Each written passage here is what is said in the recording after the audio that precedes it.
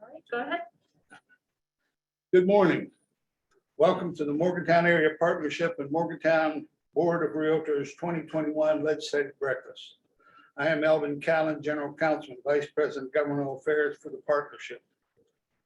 I want to thank our members and guests who joined us today, because only by your efforts to work together can our legislators better work to improve our region and state. This is an in-person and virtual special event because the COVID-19 pandemic has brought challenges to our lives and livelihoods none of us ever expected. At our legislature, especially our Montague County Day at the legislature, had to be canceled, as well as all visits to the Capitol except by appointment. Thus, we are especially appreciative of our legislators for taking their time to listen and explain sometimes complex issues to their constituents. Before I introduce our legislators, I would like to thank the Morgantown Board of Realtors for co-hosting this breakfast this year. Also want to thank Steptoe and Johnson for providing this beautiful venue and their hospitality. And I would like to point out that they have some information about their services downstairs. I also want to thank Southern Airways for breakfast and their consistent support each year for providing breakfast to every one of these legislative gatherings. Mark Sistari, Chief Commercial Officer for Southern, wanted to say a few words. Is he on?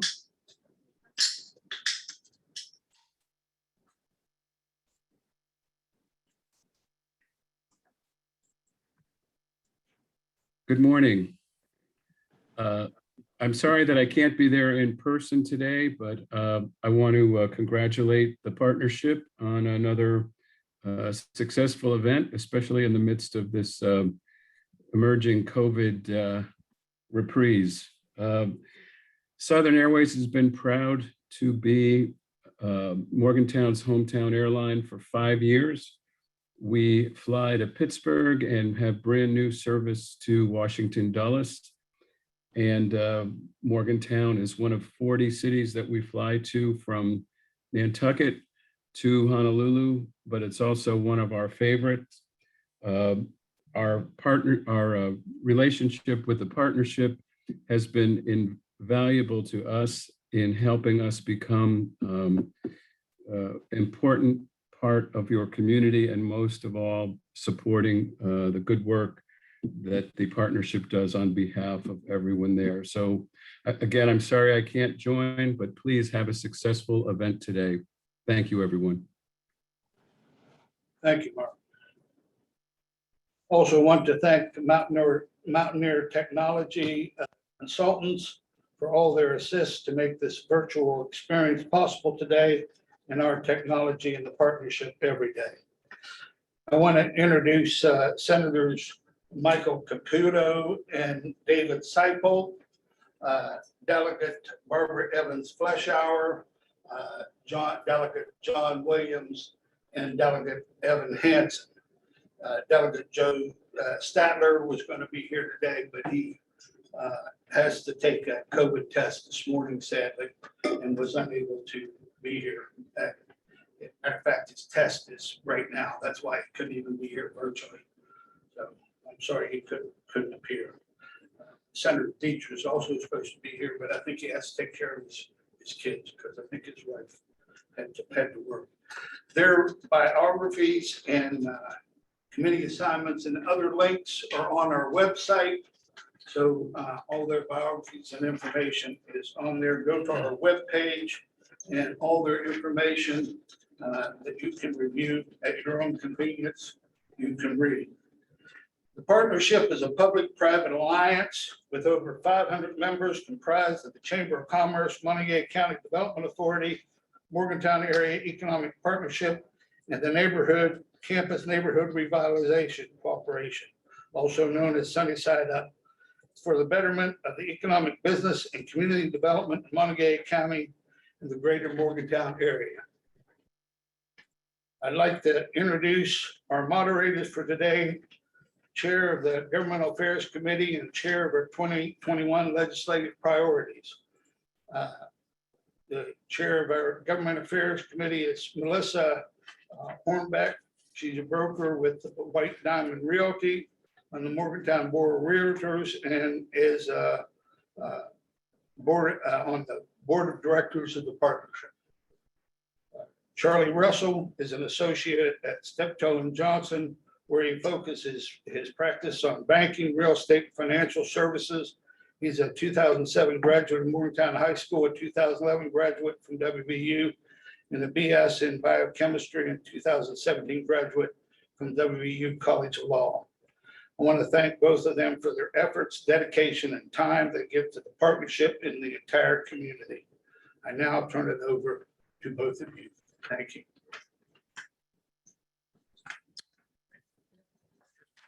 Thank you, Eldon, for that introduction. Are we visible? I think you can just hear my voice, but Emily from Westridge will go over the rules for the day. So, hi, everyone. I'm Emily Sipes. I represent the owners of Westridge. You're sitting in Westridge Corporate Park right now.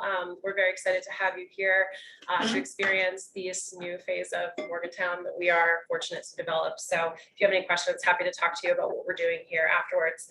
Okay, so explanation of format today. There are 11 prepared questions that you'll be getting from Melissa or Charlie. Each of you will be asked each question will be asked of two previously chosen representatives. Each person will have 3 minutes to respond. I am the timekeeper. I will hold up a card. It's like a stoplight. Green is when you have 60 seconds left. Yellow will be the 30-second mark, and red will be 15. You know, I'll be lenient as needed, but just to keep us on track. And then, yeah, there will be an audience question and answer period. And so each of those questions will be answered by one person unless specified. And then you'll have 2 minutes for those audience questions. thank you, Emily.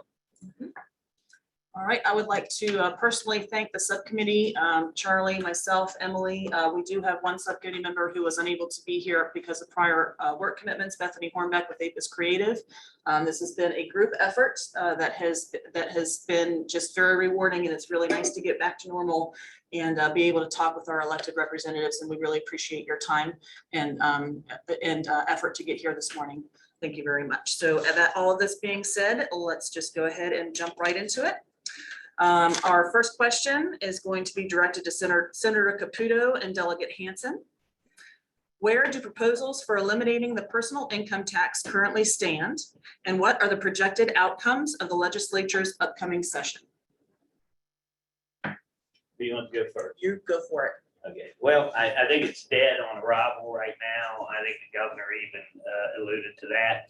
I mean, the House sent a very, very powerful message that they weren't interested in that plan. I think it was 100-0, if I remember, to reject that. It passed the Senate, but there was not bipartisan support on that bill. There was bipartisan opposition. It was passed, I think 18 yay votes, I'm not 100% sure. So there was about 5 Republicans who also voted no on that proposal. I don't see it going anywhere at this point in time because someone's going to have to feel the heat for that. Whether it's the business community or whether it's the consumer.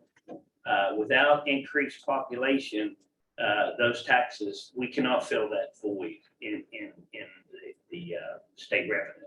So I do not see that happening in West Virginia anytime soon. Delegate Hansen? I would agree with what the senator said. There were 2 proposals. Neither of them moved, and I'm not sure either of them are going to move in the future. There are some constraints on what states can do now that they're accepting federal COVID relief money in terms of using that money in a way to reduce taxes elsewhere. So I think there are those constraints, but there's also just the reality of what was proposed. And one of the proposals, the governor's proposal, would have reduced the personal income taxes, but raised a whole range of other taxes that were objected to by many across the state. And then the other proposal would have reduced the personal income taxes without making up the revenue in any explicit way. So both of them have problems, and like the senator said, neither either in the past. So I don't expect it to be this session. Sticking with the personal income tax, this one's for Senator Seipel and Delegate Williams. So Delegate Hansen mentioned that there were two different proposals introduced in each house. What are the pros and cons of those current proposals in the context of efforts to develop our state economy and attract outside businesses and new residents to our state? I guess Senator Seipel. Oh, thank you. Yeah, there were two broad categories of proposals for eliminating the personal income tax. The House proposal was more gentle over a period of 10, 12, 14 years without raising any other taxes for replacement. In other words, we would allow the revenues to grow throughout the years and then systematically reduce the personal income tax to match that. The Senate plan was more aggressive, where it would have some replacement taxes in increased sales taxes and maybe broadening the sales tax base to include some items which are currently untaxed at point of sale. So it would be more aggressive. Plus, it had a plan in there to cap the rainy day fund, as we call it, or the revenue shortfall fund at 23 or 26% of the money spent the previous year, so that instead of putting any budget surpluses going forward into additional revenue surplus fund or revenue shortage fund, it would go into a replacement fund to make up for the loss. So I think philosophically, there are two different ways of looking at it. The idea behind reducing and eliminating eventually the personal income tax is to draw people to West Virginia, draw businesses and draw citizens. We have lost population in the past 50 years, 60 years. We don't even have the same population count as we did in 1950. We need to change that trend. We need to bring it back the other way. A broad complaint across the state is, why can't we have nice things? Well, there's very few people who pay for that. And if we had a larger population base, then they're going to pay a smaller share. And we could have infrastructure development and so on and so forth. I'm afraid that the House plan, being so gentle, would not have the shock effect necessary to actually effectuate that desired outcome of bringing people in. I think that's my roundabout way of summarizing both of them. John? Thank you, Senator. I think the root of it is a fundamental question of should government provide essential services? Should government provide a safety net for people? And so we look across our state, we know how many hundreds of thousands of people utilize Medicaid, how many folks we have on other government programs. And do we think that it's important to fund those programs? I do. And my fear with cutting the income tax was that we wouldn't have a way to fill that gap. Now, alternatively, with the other plan, I felt that it was unfair to cut this tax and introduce another one immediately. When you think about the Reagan tax cuts of the early to mid 1980s, people talk a lot about how the income tax was slashed and it created all this new opportunity. What people fail to acknowledge is that those budgets had to be filled in some way, and that was largely done with the payroll tax. So taxes actually went up in the years after Reagan left office. And so I do think we want to make West Virginia an attractive place, but I think there are other ways to do that without slashing the income tax. When you slash the income tax, you are obviously giving people more bang for their buck. Well, in terms of costs of living in West Virginia, we already have that going for us. I think young people would rather see investment in infrastructure, make the place a little more beautiful. As I drove through West Ridge this morning, you guys have two beautiful sidewalks flanking the road coming in. That shouldn't be a rarity. That shouldn't be something that I see and say, wow, there are sidewalks on this road.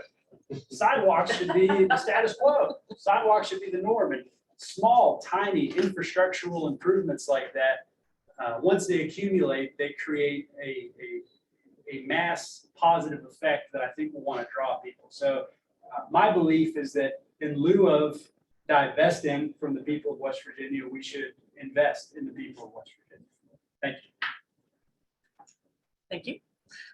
We're going to stick with personal income tax.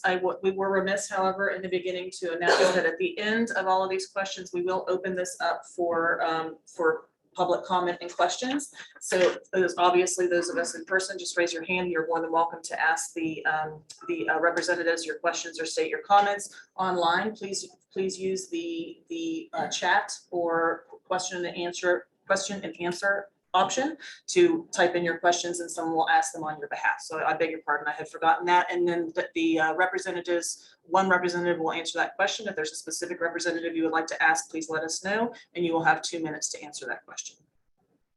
Sorry. So continuing with personal income tax, this question is directed towards Senator Caputo and Delegate Fleischauer. How can the tax be eliminated without unreasonable burden to West Virginia businesses? Senator Caputo. Sure. Well, we have more people in this. And how do we do that? You know, that there's a lot of ideas that's been floated out there. There's a lot of bills that has been passed over my course of time in legislature. Some I supported, some I did not, that was supposed to bring jobs and bring people into West Virginia. Unfortunately, none of those have worked. But I think the one thing that we all should agree on, regardless of whether we're business or labor, whether we're Democrat or Republican, is infrastructure improvements. And with that, at the top of the list has to be high-speed internet.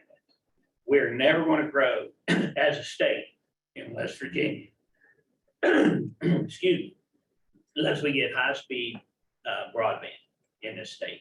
I mean, we want to attract jobs from DC. We want to attract jobs from inside and outside the Beltway. We've got to have high-speed internet. I think it has to be a priority for West Virginia. I think that's the only way we want to grow. And then, and only then, when we grow, I think we could start looking toward eliminating some of those taxes. Everybody wants to eliminate taxes. I mean, golly, as an elected official, there's nothing you want to do more than go home and tell your constituents you eliminate taxes, but you have a responsibility to the state, as Delegate Williams brought out in his past comment. We have people we have to take care of. We're a government. We're a service. You know, we have to run efficiently. We have to take care of our people. Thank you. I think the easy answer to that is there would be no way to eliminate the income tax without unreasonable burdens on business.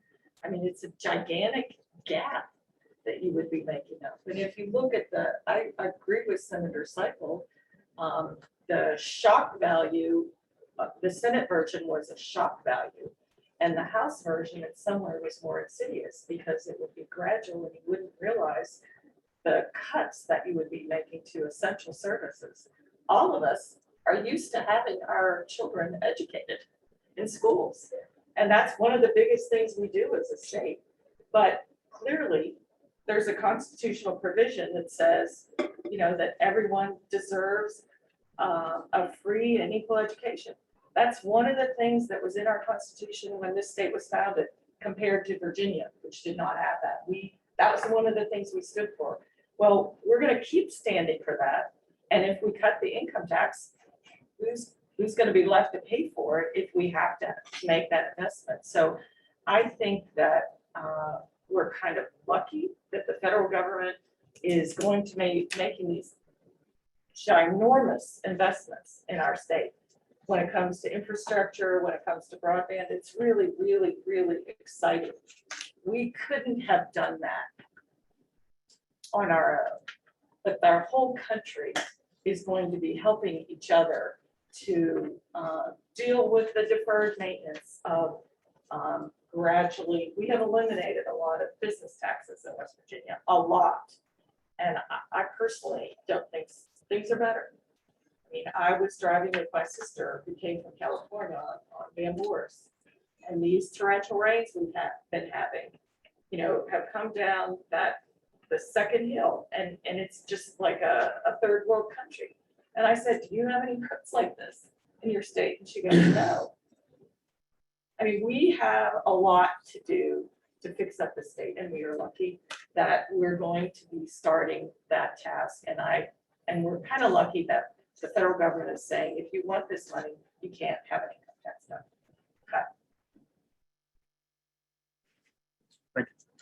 So some specific concerns that we had in our community when the personal income tax repeal was discussed last session were concerns relating to how it would negatively affect businesses in West Virginia's border counties, which includes Monongalia, and how taxing professional services and independent contractors would create hardship by adding to the self-employment tax burden or other taxes for those services.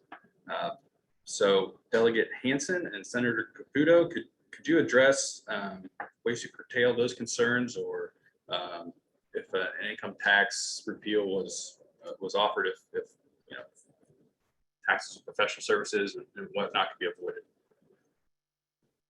But I think that's a big issue, taxes on professional services. We're in a building right now that's owned or leased by one of the professional services that would be taxed.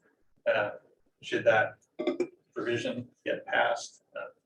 I'm an owner of a professional services business. There's a lot of professional services around the state, and what I can tell you is that there were a lot of assertions being thrown around about this personal income tax, saying, don't worry about it. They won't pass that increase along to their customers. You know, they'll just eat it.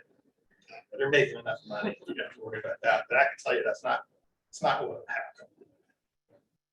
My company can't just eat a 5 to 10% loss on every invoice that we send out. So those costs are going to be passed along to customers. So it's going to be an increased cost to customers. That's just the way it works. And I think more broadly, that's one of the issues with this whole personal income tax debate, is that there have been many assertions made without much backup in terms of data.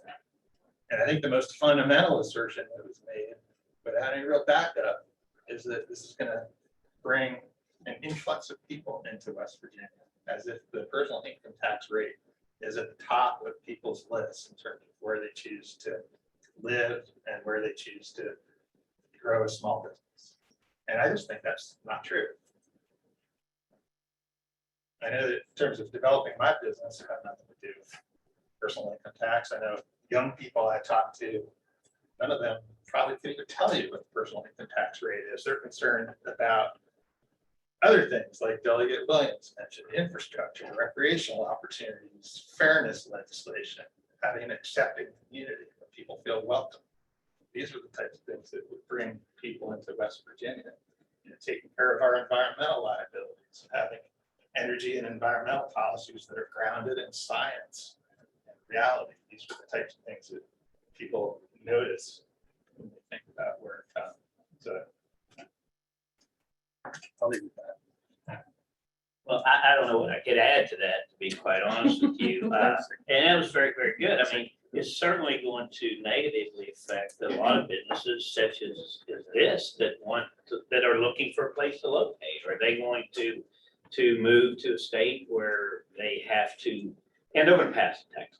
Let's be honest. No one is going to eat that, and I don't blame any business for not eating that tax. So do they want to maybe? And I don't know if Pennsylvania has a professional business tax or not, but let's they don't. Okay, you know what would prevent this beautiful building from being built in Mount Morris, Pennsylvania, instead of West Virginia, if that tax was in place? You know, it affects border counties. We're in a border county right now. I think we have 33 border counties in West Virginia. I'm going from memory there, but it's a bunch.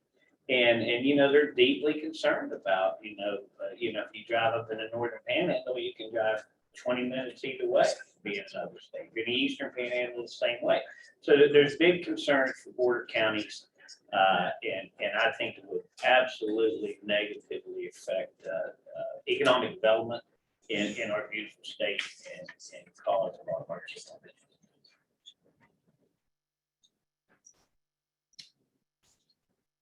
I can't even read my own notes. Senator Seipel, did you have anything that you wanted to add to that question about income tax repeal affecting border counties and professional services? Right. Well, obviously, anytime you change a tax structure, there are going to be changes to the way people shop for services. No question about that. I'm not going to try to pretend that there would be no change. I will say, however, that right now the personal income tax and that portion of the budget which it makes up is paid by about 800,000 West Virginia citizens. But the sales tax is paid by 36 million people who either live in the state, pass through the state, come vacation here, that sort of thing. So I think that by broadening the base of taxes across more people, then we can each pay a smaller amount and get the same results. Thank you. So we're going to switch gears here and switch over to federal COVID funding. So this question is directed towards Delegate Fleischauer and Delegate Williams. And Delegate Fleischauer, the virtual folks have asked that you speak up just a little bit more so that they can have a better, volume. You don't have to take off your mask if you don't want to. They're just having a little trouble hearing. Comment from my colleague, my so-called colleague was that's the first to ask me to speak up.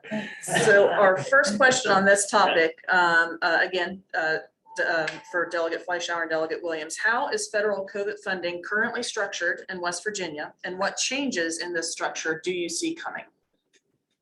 Delegate Fleischauer, we'll take it first. Well, we currently have, and I'm just gonna sort of do a more of a big picture overview. We passed the American Recovery Plan.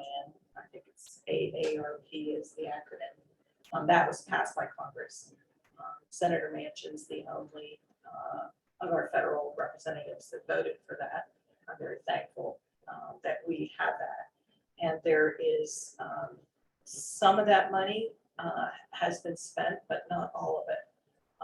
That money, there's a lot of it that will be spent, and I think there's a 4-year timeline on that. But basically, there are, the way that it was set up, as I think Delegate Hansen alluded to, is they are, well, I guess, there are basically 5 ways. There's money that's allotted to state agencies.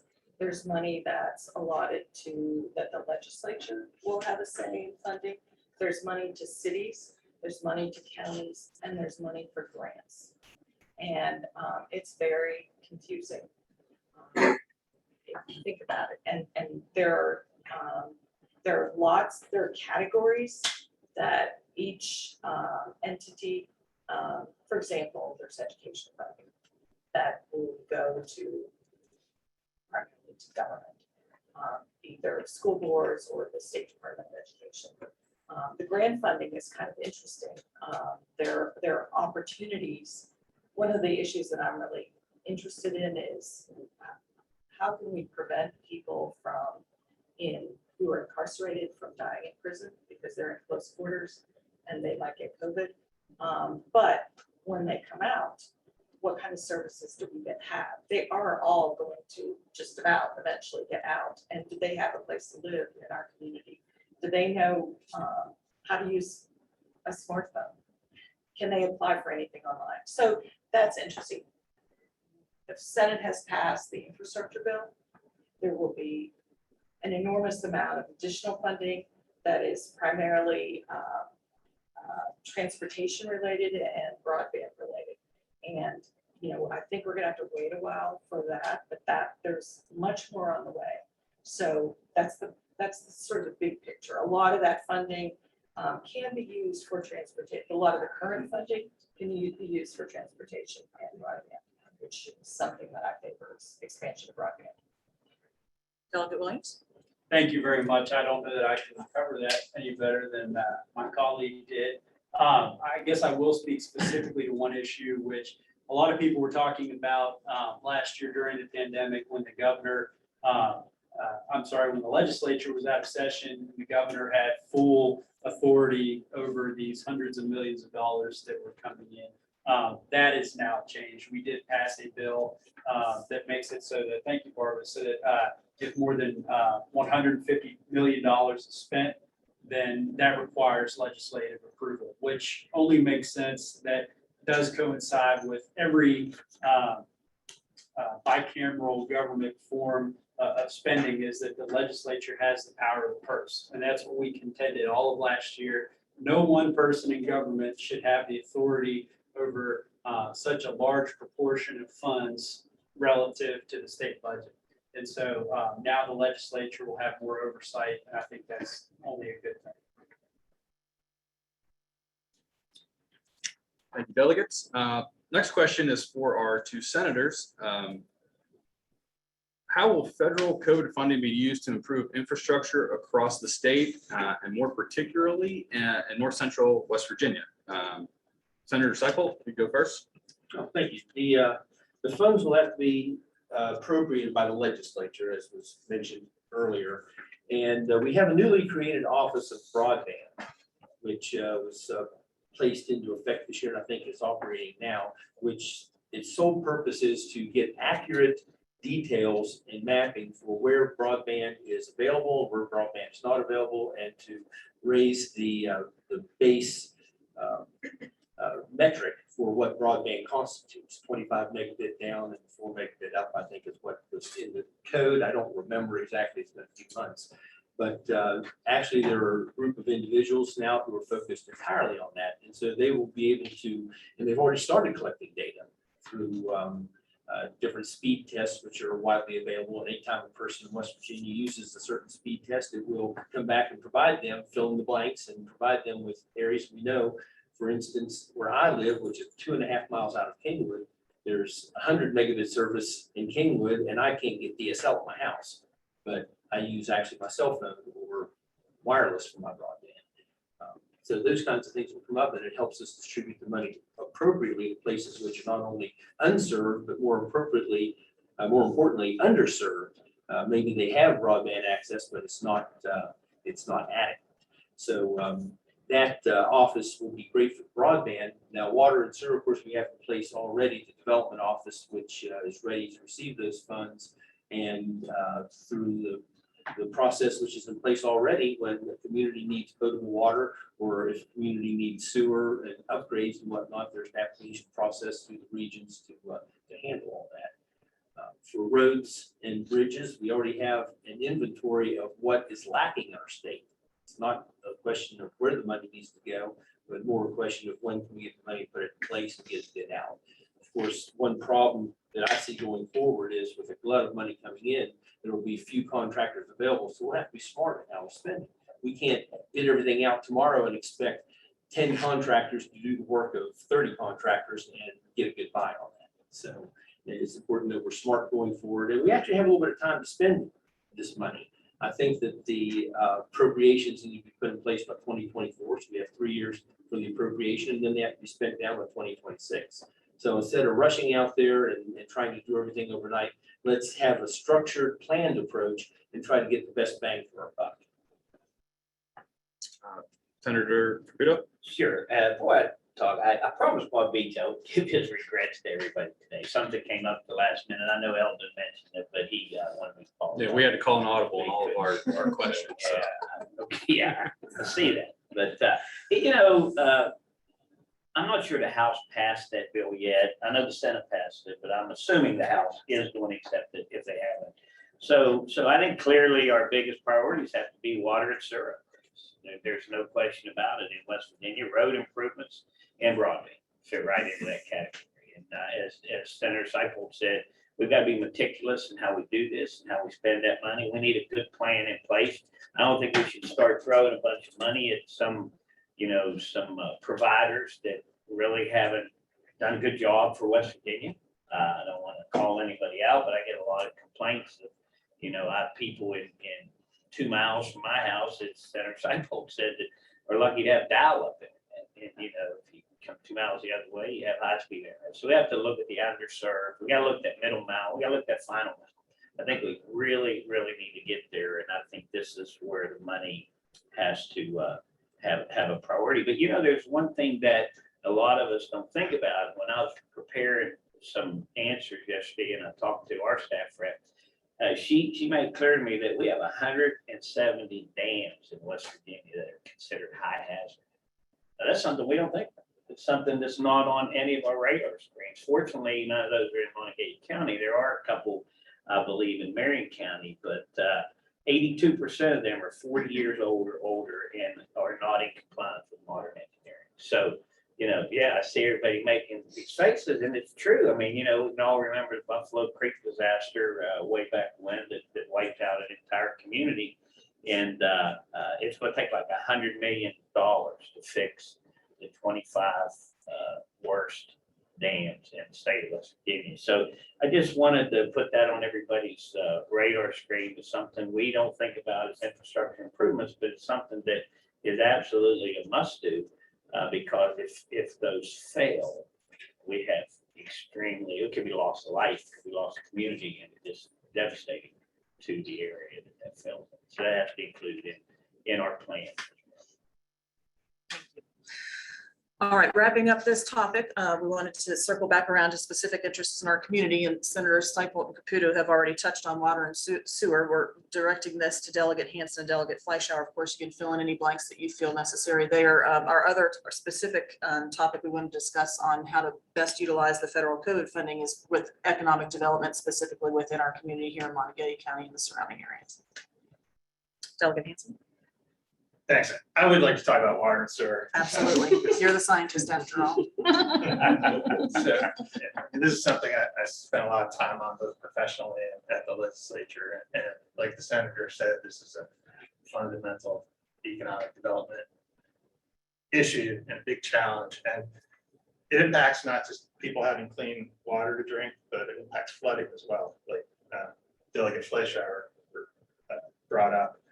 And we've had these two flooding events in Morgantown, one in June, one in July, where the city flooded in ways it has not flooded before in recent memory. And another piece of information here that's relevant is climate change. It's not just relevant; it's extremely relevant. The leading scientists in the country and the world put out their new climate change report just this week, called it Code Red for Humanity. This is not just a question of what the climate models project for the future. It's the data is already telling us that we're seeing the impacts of climate change. And the impacts in West Virginia, in this part of the country, are more frequent heavy rainfall events, like the ones that we saw in June and July in Morgantown. So we, West Virginians, are seeing the impacts of climate change. This isn't just some environmental thing. This is a fundamental economic development issue for West Virginia and for Morgantown. So I presented at the MUD board meeting earlier this week after crunching the data to present to the board about whether those rain events in June and July really were abnormally high. And the answer is yes, they were. Our water infrastructure is built for the 100-year storm, meaning it would happen on average once every 100 years. But we're seeing more and more 100-year storms here. This is what's happening with climate change. And our water systems can't deal with those storms. We're going to have more and more flooding, more and more damage to businesses and property, and unfortunately, more and more people killed by floods if we don't address that. So this is an issue that our state is not addressing head on like they must. It's an economic development issue for West Virginia. There's precious few people at the legislature and elsewhere in state government who will even say the phrase climate change. That's how far we are from addressing it. People won't even say it. They won't even acknowledge that it's an issue. So this is an urgent call to actually take that seriously. And we have an opportunity here because of all the money that's being sent to the state, to the county, to the cities. And with the priority on water and wastewater infrastructure, we need to start making a down payment on some of these climate change related issues so we could address the flooding. Here it is. Delegate Fleischauer. Well, I have to completely agree with what Evan said, and I'll take this off of speaking. I think the storm yesterday was an obvious climate change. I was driving in that rain. Two of the times we had these sudden downpours, and it looked like we were going to have the same thing all over again. But it does go back to this infrastructure money. One of the things that it can be used for is sewage. And I spoke to the mayor of Westover, and that's one of their biggest priorities when I talked to them a while back was going to be fixing the old sewage system under Holland Avenue. They're not getting enough to do the whole job. So a lot of this COVID money is gonna have to be leveraged. They're gonna have to work with others to do things like that. It's hard to know what the best use of the money is. I personally would put broadband as number one for West Virginia and for our community. I mean, we aren't going to be able to attract businesses. We aren't going to be able to keep businesses unless they can do business in the modern world. And so I'm glad there is going to be, there is money for broadband. I'm glad there's going to be additional money when the new infrastructure bill passes, which probably won't be until the fall. But I think that it's really, just say what's the most important, but roads and broadband and water are all very important because we're blessed. We have water.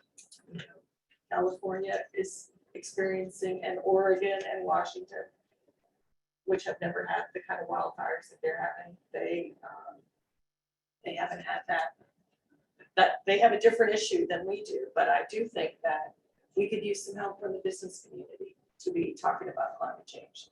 Is Westover planning for floods that are beyond 100 years?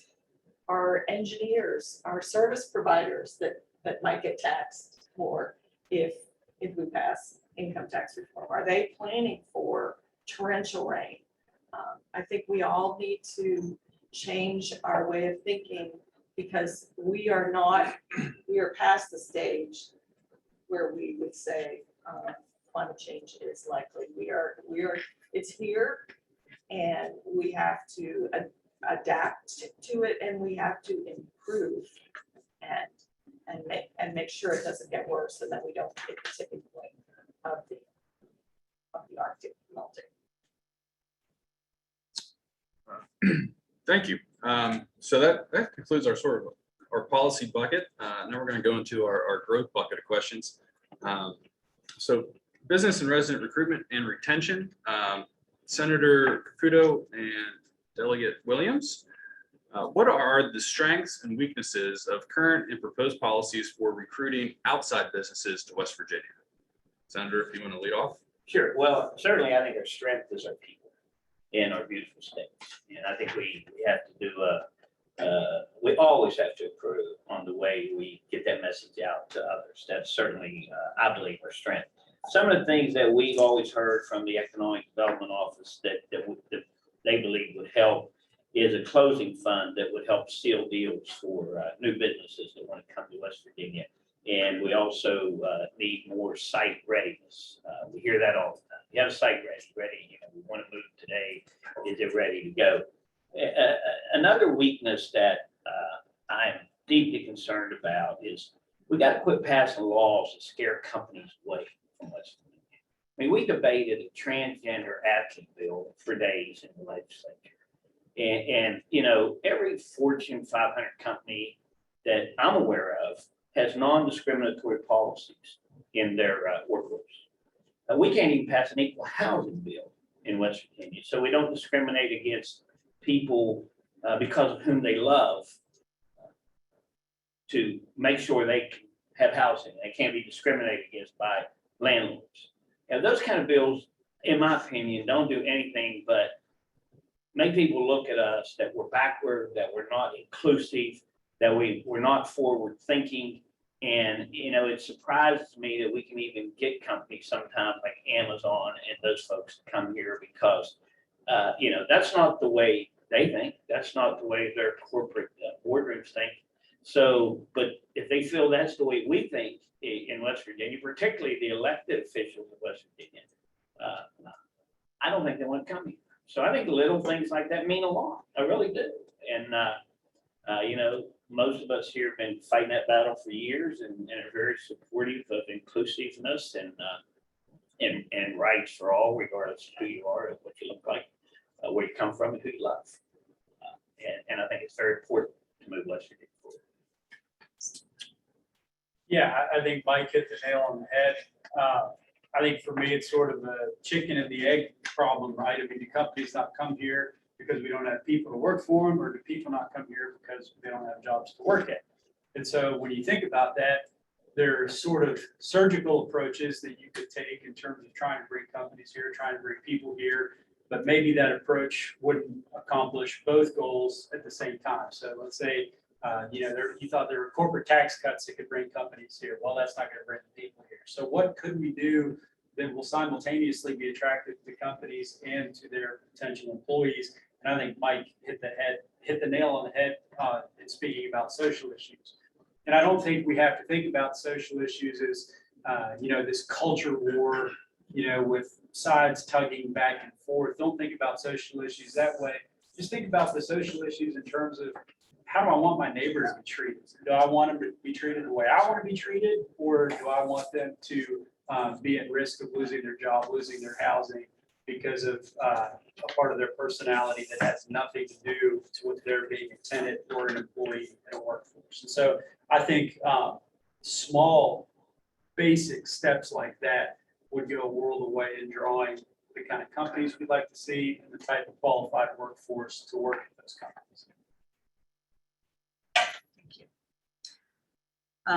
Delegate Williams, you're up again.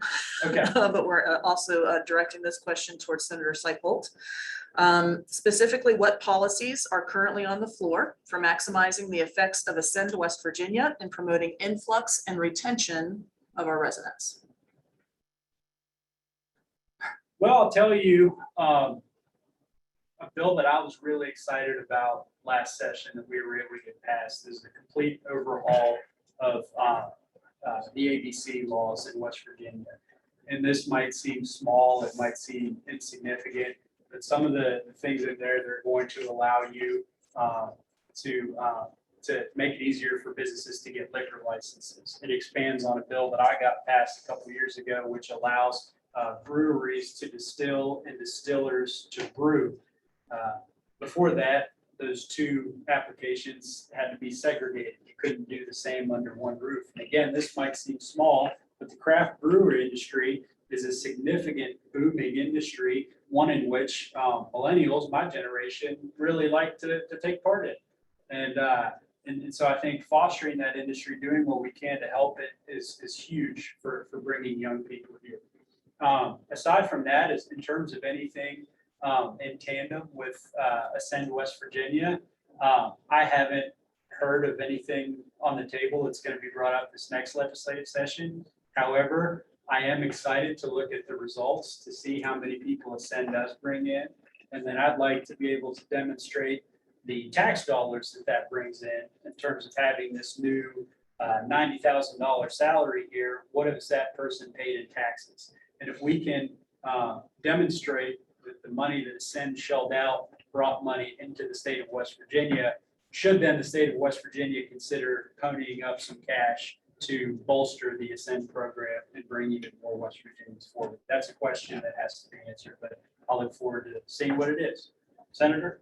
Thank you. Of course, we always like to see major employers come to West Virginia. And I think that the nature of our state, and we're just now realizing this, is that we're more on a micro employment level. I think there are more employees working for companies which have less than 20 employees in our state. So we need to make sure that we ease the regulations to allow the cottage industries, the microbreweries, the small businesses, the mom and pop organizations to thrive. It seems like, and maybe it's just the throwback of the 50s and protectionism, that the regulation and over-regulation of industries and employment tends to favor the big guys, because they can navigate that, and the small startup companies have a difficult time handling that. So, certainly that's been on the table for a number of years. We've made great strides in trying to deregulate. And the alcohol bill is a very good example. I didn't think it went quite far enough, but it was certainly a step in the right direction. It was a second big step in the right direction. And I would welcome the deregulation of many of the onerous requirements we have placed on businesses in the past. Maybe originally it was for protectionism of the big players, but I think we need to make sure that everyone has a seat at the table and can compete fairly. We've addressed other big issues years before I was in the legislature, but like the workers' comp issue, where it was spinning out of control, and privatized that and made it actually affordable. And now we have some of the better workers' compensation rates in the nation. It's makes it much more attractive for business to stay here. As far as the social issues and whatnot go, and we're being afraid that by not crafting state regulations to address the inclusiveness issue, there's nothing in the code that I'm aware of that prevents a business from coming to the state or changing their hiring practices to accommodate anything they want, as long as it's lawful under the federal code. They can be as inclusive as they want to be, and there's nothing to stop them. What these inclusiveness laws will do is force those who don't feel the same way philosophically to bow down to the same set of criteria. So, well, that being said, certainly we want to make sure that we leave no stone unturned. There are a lot of opportunities available, and the more opportunities that we afford to our citizens and those who are interested in locating here, then the wider net we're going to cast, and hopefully turn the state around. Thank you. Moving on to our final topic, everyone loves to talk about is broadband access. This is the question will be for Delegate Hansen and Delegate Fleischauer. What changes can we expect to see at the county level from House Bill 2002? That was the broad-ranging broadband bill that was passed last session for anyone looking at home. Well, I'll start by saying that Delegate Fleischauer and I worked closely together on that bill to amend it in order to be sure that it explicitly provided for local units of government to take steps to provide broadband for people in their districts. And that ended up in the final bill that was passed. And we thought that was important because there's a debate going on right now about the most efficient and effective way to bring broadband to everybody. Do we just pump more money into the existing service providers, or do we facilitate other entrants into the space, including units of government? And in my opinion, we need competition. And if the existing providers are not doing a good enough job, then there's a role for government or for cooperatives to move in and to build out that infrastructure and make sure that people are connected. Because as we've all said throughout the course of this morning, this is probably the most fundamental infrastructure issue that the state is facing. And it's an issue not just across the state, but here in Mont County. You know, people in Charleston think that in Mont County, everything's all set and good, but we all know that broadband is pretty good in the cities, but you go just a few miles outside the cities and there's a lot of people without service. So I wanted to recognize we have one of our county commissioners here, and the county commission has really stepped up, and they put out an RFP a few months ago and selected a vendor, and they're working right now on a survey and then on a plan so that they can bring internet, high-speed internet to the entire county. And that's what we needed. We needed our local county commission to step up, and they have. And so that's deeply appreciated. Well, I'd have to say, I would agree with everything that Evan said. We worked very hard with local constituents to make sure that language got in the bill. And one of the important things about that, which would allow local government, counties and municipalities to own and or operate broadband. One of the important things about that is in order to get the federal money, you have to have that option. And one of the, there are examples, there are very few examples in West Virginia of places where they have really good broadband across the board. And one of them is in Hardy County. And they follow, and it's been there quite a long time, but they followed a model in, is it Ammons? What's the name of that community? In Idaho. There are examples of where it has been done very, very well. And we wanted to make sure that we would have that option in our local community. And I want to congratulate the county commission and also make sure our municipalities know that this option is out there, because there is so much dissatisfaction with broadband in this county. There's, we have a very large geographical area, and the majority of it, the broadband is crummy, no doubt about it. And we cannot have development across the entire geography of our county without an improvement there. But I do want to say, I don't want to leave without saying something about the Fairness Act, which would ban discrimination, lesbian, gay, bisexual, and transgender plus. I think that is very important for our state in terms of our population. If we want to recruit anyone, if we want to keep our children here. I mean, I don't think my daughter's coming back. And there are a lot of people, there are probably people in here whose family members have left because they don't feel welcome. And even though a business has the option of being welcome, and and even though there may be some disagreement about how people feel about that, I think that should be the law of the land, is you are not allowed to discriminate. It used to be the law of the land that you were allowed to discriminate against Black people, and churches used to say, this is against my religion. I think that we ought to have public accommodations and housing and employment open to people regardless of who they love, what they look like. And I think that we will have people coming back. We've had an enormous population loss, not just in 1950, but in the last 5 or 10 years when we have reduced taxes in order to keep businesses and to recruit businesses. We are going down. Part of it is that our young people are leaving. And I think that is one of the issues is they believe, and I believe, that we need to be inclusive in our state and in our country. Discrimination hurts. And I think that it will be good for business if we say that we are opposed to any kind of discrimination. Thank you. So our last bullet point touches back to House Bill 2002, and we're directing this towards our senators, Senator Caputo and Senator Seipholt. When can we expect them, the effects of 2002, when can we expect them to begin in Montague County and our surrounding counties? I wish I had a definitive answer for that. The work is already in place. The wheels are turning, and I would certainly hope that by the fourth quarter of this year, we would see some fruit on that, at least in terms of providing accurate mapping so we know where the resources go. The federal funding should be available at that time. We should have an opportunity to bid out projects or invite providers to come in to the areas of need, underserved and unserved areas. So I would hopefully like to see within the next few months to a year at the latest.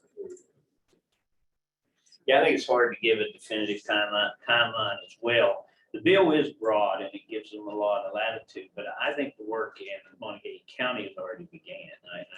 I think the county commission has done a tremendous job, and I put that in my closing notes. I wanted to commend them for getting ahead of the curve here. And when these monies are released, when these plans are released, I think we're going to be at the top of the list because we're fully prepared to do that. I think everybody that is elected in this area, the leadership of this area recognizes that it is a must for Montague and surrounding counties for us to grow. I think we're ahead of the curve, and I commend all of those folks, both in the business community and in the elected officials, for recognizing that fact. Hopefully, in a few months, when the mapping comes out, we can start expanding our broadband access in Marion, and I gotta say Marion because that's where I'm from, Marion and Montague counties. Thank you, senators. And I think that's a really good segue to mention that we have another of these sessions planned for November 9th for our local elected officials. So that will be the county commission, the cities, and the municipalities. So pencil it in for November 9th. We're going to be doing a similar format, hopefully as long as we can get together. It will either be blended or potentially online, but mark your calendars for Commissioner Arnett, mark your calendars for November 9th, please. And that concludes our topics of discussion as far as the moderated part. So we're going to open this up to audience participation, questions and comments. And I think maybe starting with the one, we have gotten an online question from Pat Stewart. And that question is not directed to anyone in particular, so somebody can answer this. And what is the legislature's thought process of a financial incentive to have people who work from home to move to our state? Don't anybody talk about Well- that? Delegate Williams, you want to go into that one?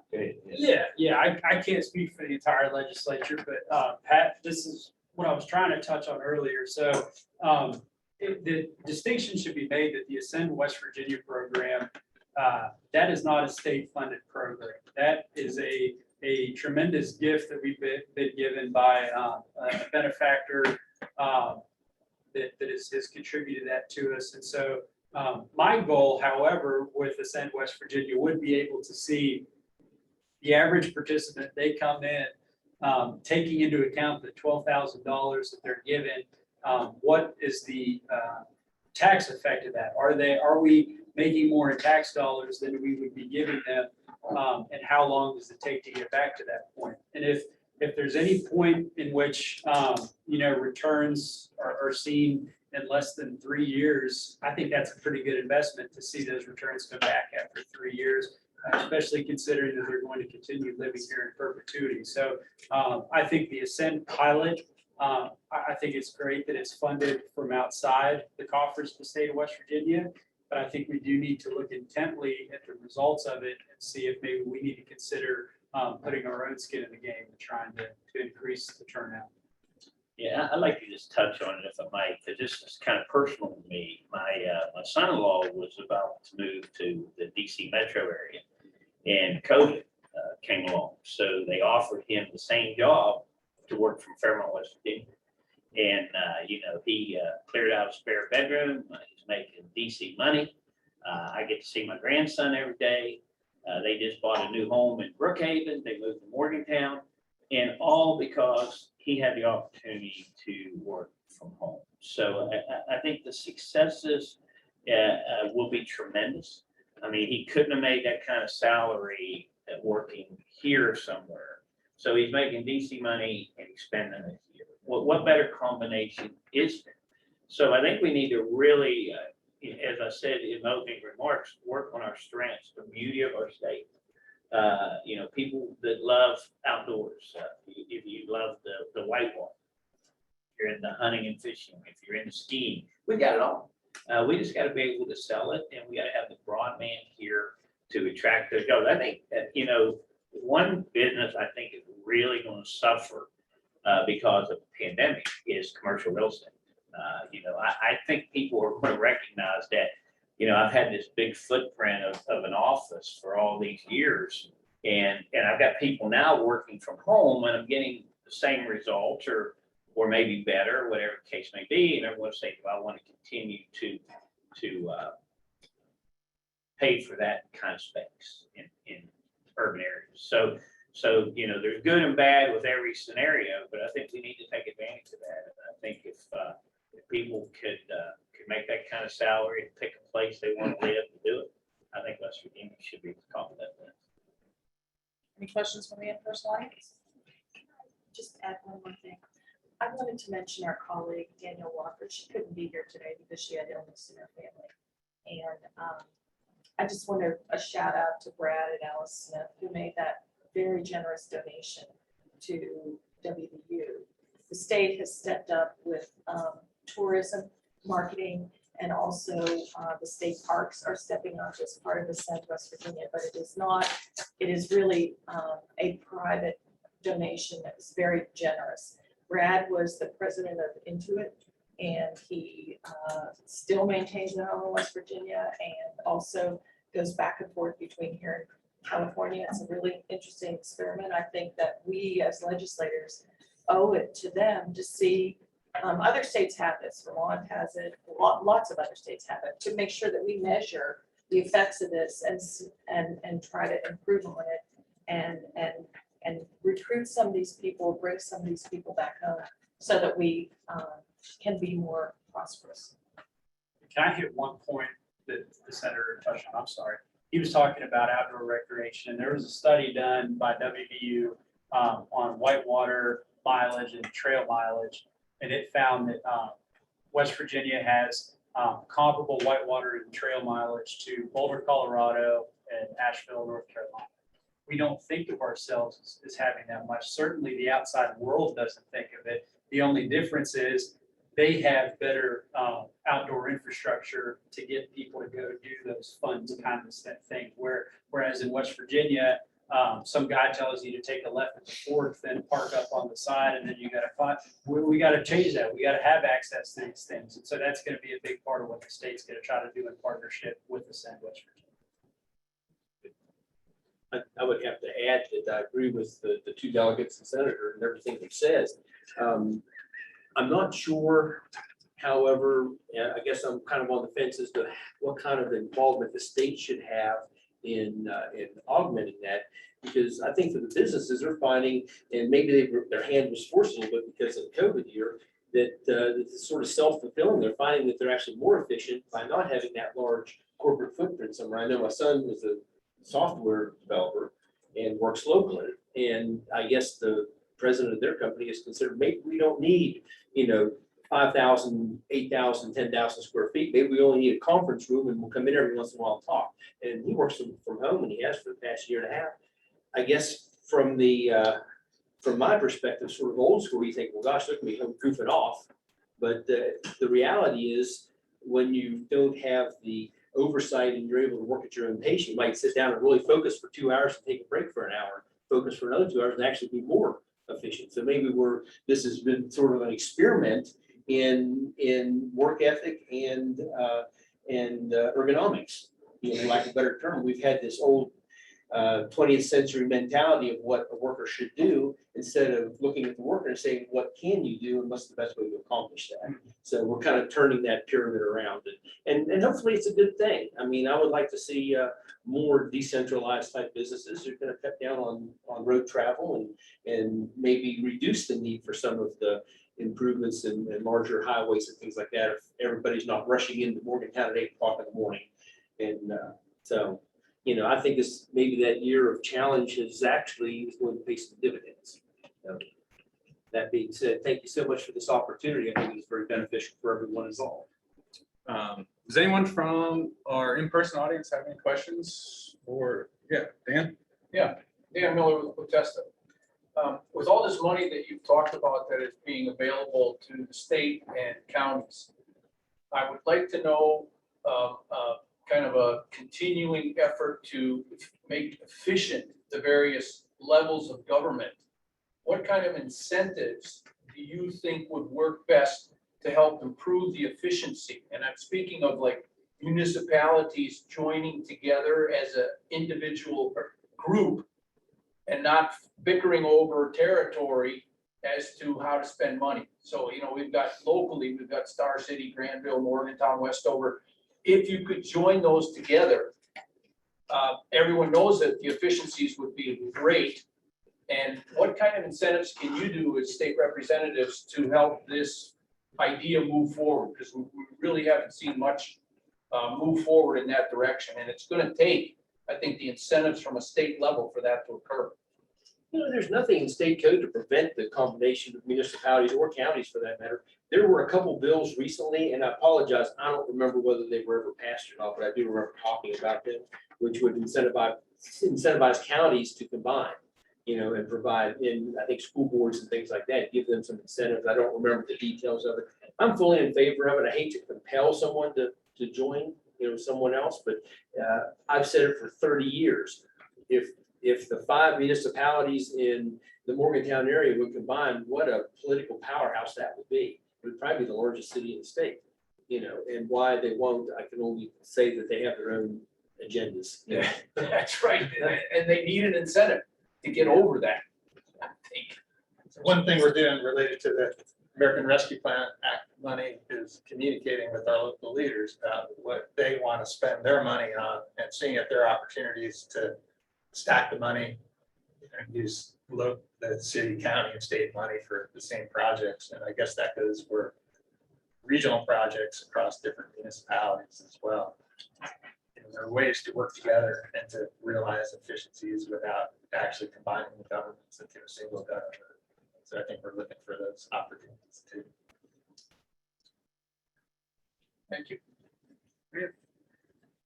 I think it's pretty hard during a 60-day session to pass legislation when we have all these turf issues at the local level. However, the legislature is going to be appropriating funding from the original rescue plan and also probably from the infrastructure bill. And one of the reasons these forums can be helpful is I hadn't really thought about inserting language saying that there could be an incentive for counties and municipalities to work together on a joint plan from the money that we are appropriating. We could put some language in like that. And so please, anybody who's here today or listening, we'd have to think what those words would be, how we would write that, but that might be a good idea. And there are incentives sort of built in, like I said about Westover, they don't have enough money to do that, and they would need to work with another entity to fully fund what they want to do. So there's that part is but we can think about that some more. Thank you for that suggestion. Sounds like a very positive idea, and we get all of our ideas from constituents. If the county commission or municipality has an idea that they think might be a good way to incentivize working together, I think everybody at this table is certainly open to hearing that and seeing if it's something that we believe will work and we can get support. So please bring your ideas to us. Any other questions from our in-person audience? I got a question from our transportation committee, and I think both of you know this. Our transportation committee has long supported road formula and a DOH personnel. It's gone through and passed, not gotten through. I think there's any chance in the future for the road formula and the DOH personnel bill go through in the next session. Transportation committee would like to know what the possibilities of that might be. Yeah, well, I don't think I need to talk about the formula bill with anyone. I mean, we've all hammered that for a really long time. The problem is when you talk about giving Montague County more money, even though it's the fair and right thing to do, there are people who don't want their county to lose that money to go to us, even though they have a surplus of dollars. And so that's understandable. That's what you're going to get. And so last session, Evan, Joe Statler, and I were trying to find a fix to find some hold harmless language that would sort of create a floor to keep these other counties in a position where they're going to be made whole to some extent and they don't get hit so hard with it. Whatever language we eventually came up with, it didn't sell, wasn't a fix, and so obviously it didn't run last time. I'm not hopeful at this point. I think we had our shot, and unfortunately it was missed a few years ago, but it's so vitally important. I think we need to keep hammering. And then in terms of the pay scale bill, I'm not sure what the status of that is, but that's another big one. Thanks, Alden. Just on the pay scale bill, if I could touch on that, I called Dave McCormick just yesterday about an issue in Montague County. And he said they just hosted a jobs fair. And he said, we need some help. He said, I can only offer laborers $10.85 an hour. He said, if you have a CDL, I think it goes up to like $13. He said, I can't get anyone to work for that. He said, the Sheets is advertising jobs for $12. He said, they're not going to come out and work for us for $10.85. And it's a problem that we all must recognize, and it's something that we as a legislative body have been trying to deal with for years, but we have to provide some relief to DOH to find employees that not only will come, but will stay. I mean, the $10.85 an hour job is usually one of those jobs in desperation when you're just looking for, the $12 an hour, then the 14 or whatever. So, I sympathize with all our DOH workers. They catch a lot of hell out there, and that they're doing the best they can with what they have, and they're really good people, and they work really, really hard. And we need to try to improve the pay scale for those folks. Question? Richard Subel, Active Care Technology. This question is more on behalf of my girlfriend. She's a teacher down in the Charleston area. And her concern is what mitigating steps are being taken in regards to air quality control. A lot of schools throughout the state are using different technologies, some unproven, in conjunction to others in that regard. My main concern is the children. You have some technologies that come at the risk of lower oxygen levels. Some come with the risk of irritation of the skin and eyes in that regards in our schools. So I'm just curious, what steps are the state taking to make sure that the COVID funding for our schools and our children are being properly spent? I don't know the answer. Clear out, I think you're clear out of my wheelhouse. But Are you talking about for the wearing of masks and that sort of thing? No, just the overall indoor air quality. You have some schools that are using MERV 13 filters that of course are less energy efficient. That comes with a higher expense in that regard. But of course, certain type of filters are only going to filter the air up to certain points. So you have bipolar ionization, UV germicidal irradiation, and things of that nature. They all come with risk in that regard. So my concern is what steps are being taken to make sure that those funds are being properly spent to protect those children. And I apologize for putting you on the spot, but that is a hot button topic that I feel like is being I may just say something first. If I'm not mistaken, that would fall under the purview of the school building authority, and that would be a good question to pose to them. And I've never asked that question, nor had I even thought about that question. Which is But then fine. I thank you for bringing it up, because that never crossed my mind. Actually, and I want to thank you too, Mr. Sewell, for bringing that up and making us think about it, because other states are looking to ventilation as a solution for the pandemic. Is that the angle that you're going at, is to improve ventilation so that it will be a safe atmosphere for students? Correct. Yes, Or ma'am. for us, for that matter? Well, and it's not that it's a personal thing about myself and the company that I represent. I personally got into this industry to make a difference and to be able to affect, people in a positive change through the COVID. There's a lot of unknowns that, of course, are preceded by that. So I chose to leave an industry that I sold insurance 10 years. I walked away cold turkey just to join this company, Active Care Technology, because it's an FDA approved technology that there's a 2-year blind clinical study at the Cleveland Clinic. We just worked with the entire school district of Philadelphia. We have 30 years of efficacy. And I guess I would say, has anyone in here heard of Electrolyte vacuums? Yes. What? Electrolyte vacuums. Our grandmothers use that technology, if that makes sense. We're the same company who just rebranded. So this is in our actual wheelhouse in terms of getting rid of viruses, mold, RNA, DNA viruses, etc. I volunteer my time throughout the city of Morgantown to make sure that this technology is safe. You guys are actually in the room with it now. Kills viruses upon contact. It doesn't create any ozone or any harmful byproducts. So my concern is there's a lot of schools utilizing technology, bipolar ionization, needle point ionization, that overall are providing more risk factors for children as well as our teachers. So that's really just my main concern. And, overall, if there's anything that can be done for seniors in that regard, of course, would, make a lot of sense. I'm glad you're bringing it up with us. I assume you've also spoken to school boards about this too. I have, and as the senator mentioned, a lot of it is at the discretion of the maintenance people. And we have over 30 years of efficacy in terms of our technology, the effectiveness. But the main factor you get is they're overworked. They don't have the time to do the research and things of that nature to make those sound decisions. Or you can have nepotism you can play a part, of course, in that regard as well. So that's why I just wanted to, at least get some sort of counsel.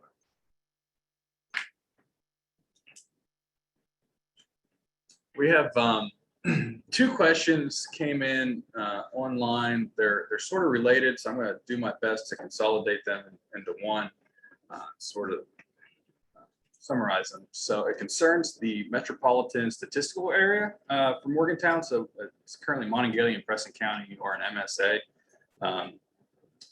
Do any of you have any communications or connections to think about redoing that MSA to include more of the I-79 corridor between Morgantown and Clarksburg? Anyone? If I'm not mistaken, the MSAs are created through the census process. I think it's the Census Bureau that creates those, and I think it's based on where people live and where people work. I believe at one time, this may be 15 or 20 years old, but at one time, greater than 50% of the people in Preston County who were employed worked at Monongalia County. I think that's part of the reason that those two counties were grouped as an MSA. That's about the extent of my knowledge. Yeah, that's my understanding of how MSAs work. It's sort of objective data that the Census Bureau puts together, but I don't know if there's. I can offer a little information on this. Jeff Arnett, Mon County Commission. We've been doing research on this issue. Right now, the MSA is determined by the Bureau of Statistics in DC. There's really one central individual that handles that. Right now, our MSA for the greater Montague County area, which doesn't include Preston County, is ranked somewhere in the 385 range, where your national retailers won't look at you if you don't fall under 250, preferably under 200.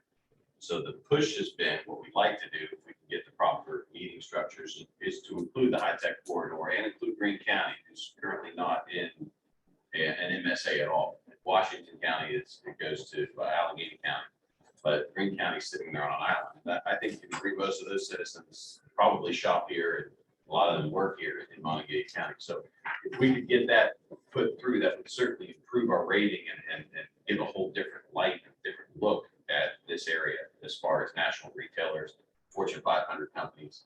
If you just look on a map, Morgantown has 30-some thousand residents, but if you take the 5 districts and then take Marion County and Preston, we get up to 180,000 or so. So we can really show that this area is a lot more attractive than otherwise might be shown on a piece of paper. But that definitely is something we're looking into. It's a personal project of mine, so we'll see if we can get that. Great.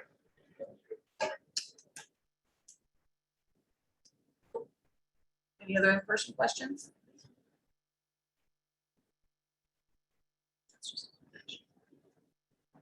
I guess we'll do this as a brunch, so there's food in there for anybody.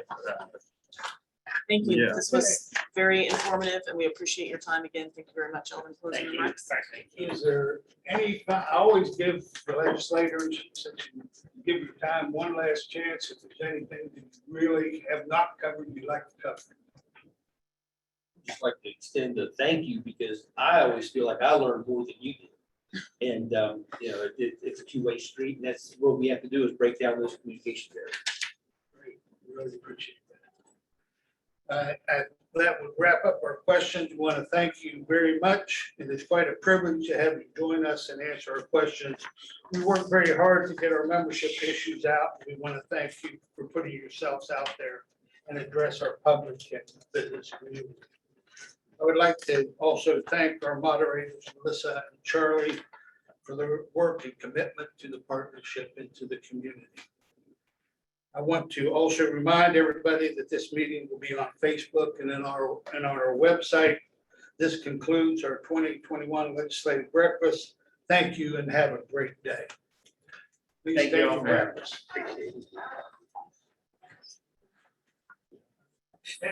Good job. They did great. They did a good job. Yeah. Made it You easy. didn't have to go like this. No, I didn't even use the red. I didn't want to use the red.